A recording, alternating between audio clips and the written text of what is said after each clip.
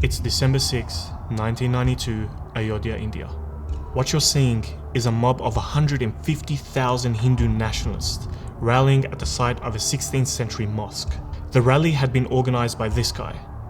He's considered to be the power center of BJP, a Hindu nationalist political party that has risen to the highest seat of power in the Indian government today. Throughout the ceremony, Advani's ultra-nationalist hate speech spawned an angry mob out of the crowd. By 10:30 AM, there was tension in the air, and the mob grew restless. Hateful slogans were shouted, and police barricades had been planted around the mosque in preparation for any attacks. By noon, a young man had slipped past the barricade and climbed the structure to wave a saffron flag. This was a signal for mayhem. The mob stormed the mosque. In just a few hours, the mob had axed, hammered, and grappled the 450-year-old building to mud and dust. The Hindu nationalist mob then proceeded to attack Muslim residents of Ayodhya, ransacking and demolishing their houses. Some Muslims were murdered, while their shops were torched alongside 23 local mosques. And Advani, the person responsible for all these horrendous acts, is now the Deputy Prime Minister of India.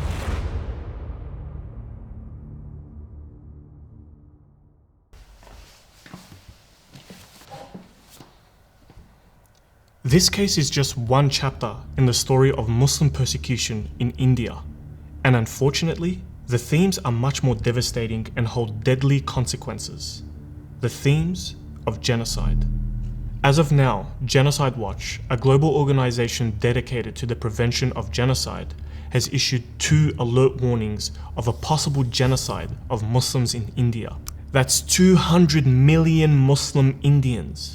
That's more than the population of Saudi Arabia, Egypt, Yemen, and Syria combined. But how? How did we get to this stage?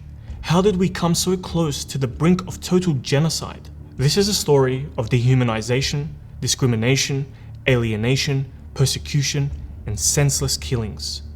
And it all starts with one idea: Hindutva. Hindutva is a Hindu nationalistic ideology that dates back to the 19th century. The term was coined by Vinayak Damodar Savarkar in the early 20th century to mean Hinduness. He was a great admirer of a fellow you may have heard of, Adolf Hitler. He said, India should follow the German example to solve the Muslim problem. Germany has every right to resort to Nazism and Italy to fascism, as if you couldn't be any more clear.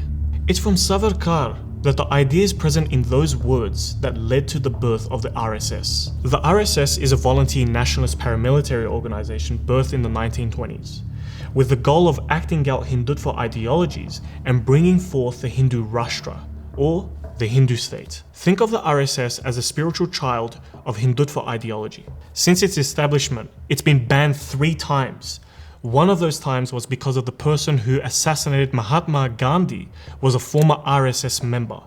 Yes, that Gandhi. So what role does RSS play in this narrative? And how does it relate to Hindutva? At the center of the Hindutva ideology is the idea that Indian national identity and culture are inseparable from the Hindu religion. This translates to India being fundamentally a Hindu state. By that logic, Hindus are Indians and non-Hindus are non-Indians, foreigners. If you haven't caught on yet, this possesses a problem to the 14% Muslim population of India. Pause. It's important to note here that Hinduism is not the same as Hindutva, and not all Hindus support the Hindutva movement. Hindutva manipulates Hinduism as a political weapon for strategy. Okay, unpause. So the RSS came to enact the ideology of Hindutva with restricted success. In order to grow and have more influence over the population, it needed a political arm. Enter the BJP, a political party formed in 1980 that weaponizes Hindu nationalism as a part of its politics as a way to win the country's Hindu majority votes. And that they did in 2014 when the leader of the BJP party was elected Prime Minister of India. His name, Narendra Modi, and he is still the current Prime Minister of India. What's concerning about the victory of the BJP winning the election is that its main political campaigning revolved around weaponizing Islamophobia. This election signaled a fundamental social and political shift for 207 million Muslims in India. In his youth, Modi was a member of the RSS, which explains the connection the BJP and the Hindutva ideas it espouses, especially the ones about Muslims.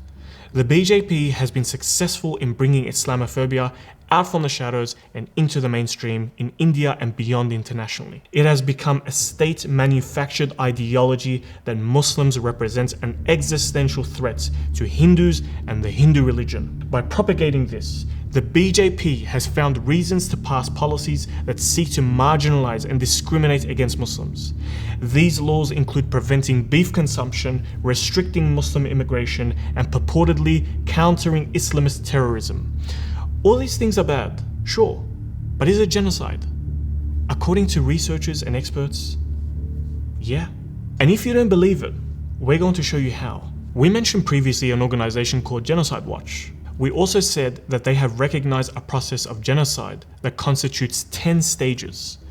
We're going to walk through these stages and show you just how the current laws, policies, and regulations of the ruling BJP party compare. We're going to show you just how close India is to a full-scale genocide. And our first stop, stage 1, classification.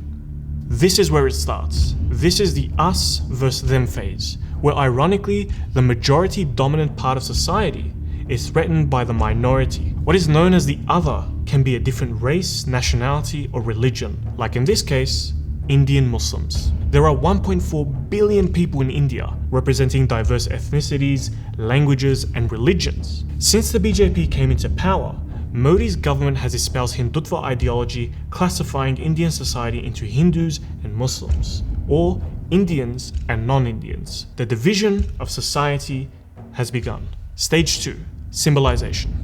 Now that we have the other, they now need to be distinguished and identified. In Nazi Germany, the Jews were forced to wear the Star of David. Although Muslims haven't been forced to wear a symbol, Muslims are identified and often criminalized in Indian society by the expressions of their religion. If you look into your textbook of examples, you can see the ban on hijab in bold. Muslim girls and teachers who wear the hijab were denied entry to colleges on grounds that the hijab goes against the school policy on appropriate school uniforms. Girls were forced to remove the hijab outside the college grounds. Another symbol used by the BJP and the RSS to sow divisions is the consumption of beef by Muslims. The consumption of beef is prohibited in some states, even though India is one of the top exporters of beef in the world. Hindutva mobs conveniently forget this whenever they catch Muslims transporting, selling, and consuming beef. Now, Muslims are scared to even lay eyes on a cow as a result of these mob attacks. What these vigilantes do after they catch Muslims? We'll share the unpleasant details in a later stage. Stage 3, discrimination. After the minority group has been identified and distinguished, now begins the legal discrimination. Discrimination delivered through policies on a national scale effectively made India Muslims second-class citizens, like the Citizenship Amendment Act in 2019, for example. This effectively made religion the basis for which immigrants can become Indian citizens. Discrimination doesn't stop there. Ever heard of love jihad? Like a tale of a Greek tragedy, love jihad is a conspiracy that accuses Muslim men of luring Hindu women into marriages in order to convert them to Islam. That's why the BJP-run government prohibited interfaith marriages. When it comes to anti-Muslim discriminatory laws, there's a laundry list of them. Stage 4, dehumanization. Muslims in India are subjected to all sorts of discrimination, and they're often denied their humanity as they're often equated with animals and vermin by RSS members. Essentially, dehumanization works to remove the barrier that often sits between people and inhumane acts like murder. The BJP use media, books, and other mediums to spread these ideas. Take Home Minister Amit Shah, for example. He likened Muslims to termites eating the food that should go to the poor. Even in religious conferences, Muslims aren't free from Hindutva bigotry, where calls for genocide and ethnic cleansing are openly called. मुसलमानों को मारने के लिए तलवार की आवश्यकता नहीं होगी। आपको टेक्निक में उनसे बहुत आगे जाना होगा। वो बहुत अच्छे हथियार लिए हुए बैठे हैं। हथियार उठाए बिना धरती की कोई कौम ना तो बच सकती है और ना ही कभी बचेगी। Stage 5, organization. Organizing a genocide takes time, and in India's case, it's been decades of Islamophobic fear-mongering and indoctrination that aroused millions. Hindutva factions have gathered and formed around hate-filled propaganda. Remember how we said earlier that Muslims were caught by Hindutva mobs for consuming beef? International humanitarian organizations have accused Hindutva factions of riling up violent lynch mobs with the aim of brutally murdering any Muslim suspected of transporting or consuming beef. But the depravity doesn't stop there. These murderous vigilante mobs hunt interfaith couples who supposedly perform love jihad and crack down on any Muslim student who dares protesting their unjust discrimination. When it comes to Hindutva supremacist organizations, the RSS is at the head. They have been accused of plotting assassinations, stoking riots against Muslim minorities, as well as committing acts of terrorism. Under the BJP-led government, its influence and popularity have grown significantly. Stage 6. Polarisation. Joseph Goebbels, Hitler's chief propagandist, once said, "If you tell a lie big enough and keep repeating it, people will eventually come to believe it." India's media polarization has formed major echo chambers of Islamophobic bigotry that further fuels anti-Muslim harassment. Right-wing media personalities, religious leaders, and BJP politicians have been blasting Islamophobic rhetoric to millions of screens across the country. Take for example this guy, Arnab Goswami. His channel runs on false, divisive, and inflammatory reporting. One of his fairy tales framed Indian Muslims as being responsible for the spread of the COVID virus to target the Hindu population.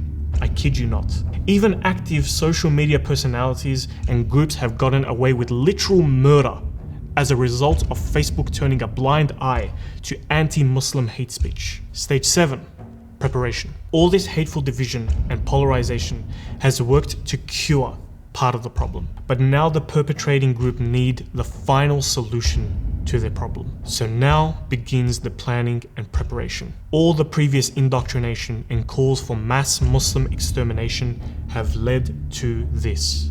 Just look at this clip of this senior member of a right-wing Hindu nationalist party calling for her supporters to kill Muslims to protect the country.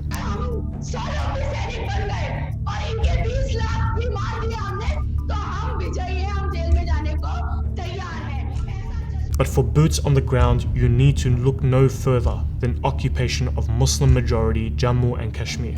In 2019, India controversially positioned and stationed 600,000 troops to occupy the disputed states. Since then, there have been reports of arrests, torture, rape, and murder of Kashmiri citizens. Police encounters and citizen disappearances are routine, and the freedom of the press and movement is restricted. For many Muslims in India, this is a sign of what's to come in their own neighborhood. The 7th stage. That's where Muslims in India currently find themselves, in limbo between stage 7 and stage 8. Preparation for extermination and actual extermination. Teetering on the edge of a full genocide carried out by a neighbor on a neighbor. If the theory behind these 10 stages stands true, which they have so far, then only one possible outcome can come: genocide. The persecution has been normalized and acted out by influential people and laymen alike. The right-wing Hindu nationalists have successfully induced fear and hatred of the other in order to collect Hindutva sympathizers as voters. Modi's government feeds itself and its voters from the same ideological plate. The Simon Scott Center for the Prevention of Genocide released a 2023 report. It ranks India as being the 8th highest risk of a new mass killing. History has taught us that genocide is very real and can happen anywhere, whether it be in Europe or India. But to be taught by history means that you need to study it first. And for that matter, we have a lot to learn so that genocide can be prevented in India or in any other place in the world. And if you're not convinced yet, then think about this.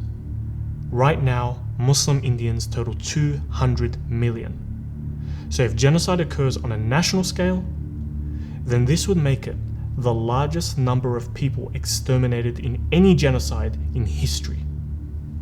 Think about that. May Allah save the Muslims in India from their suffering and bring peace and unity to a fractured nation. Ameen.